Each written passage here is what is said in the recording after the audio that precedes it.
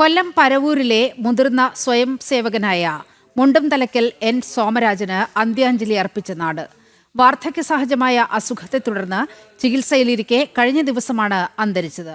ഭാരതീയ വിദ്യാനികേതന്റെ പ്രവർത്തനങ്ങൾക്ക് പരവൂരിൽ തുടക്കം കുറിച്ച അദ്ദേഹം സംഘപ്രസ്ഥാനങ്ങളുടെ മുന്നേറ്റത്തിന് എന്നും സഹായഹസ്തമായിരുന്നു.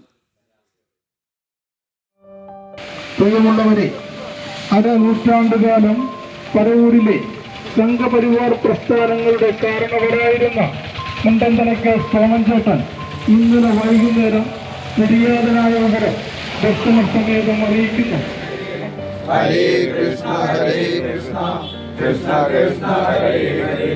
പരവൂരിലെ മുതിർന്ന സംഘകാര്യകർത്താവായിരുന്ന ആർ സോമരാജൻ 5 പതിറ്റാണ്ടിലേറെയായി സ്വയം സേവകരുടെ പ്രേരണാശക്തിയായിരുന്നു. 100 വയസ്സായിരുന്ന അദ്ദേഹം നിസ്വാർത്ഥ സേവകനായി പ്രവർത്തിച്ചു വരവെ വാർദ്ധക്യ സഹജമായ അസുഖങ്ങൾ കാരണം കഴിഞ്ഞ ദിവസമാണ് ഈ ലോകത്തോട് വിട പറഞ്ഞത്. വിലാപയാത്രയോടെ ഒല്ലാലുള്ള സ്വവസതിയിലെത്തിച്ച ശേഷം അദ്ദേഹത്തിൻ്റെ സംസ്കാര ചടങ്ങുകൾ നടന്നു.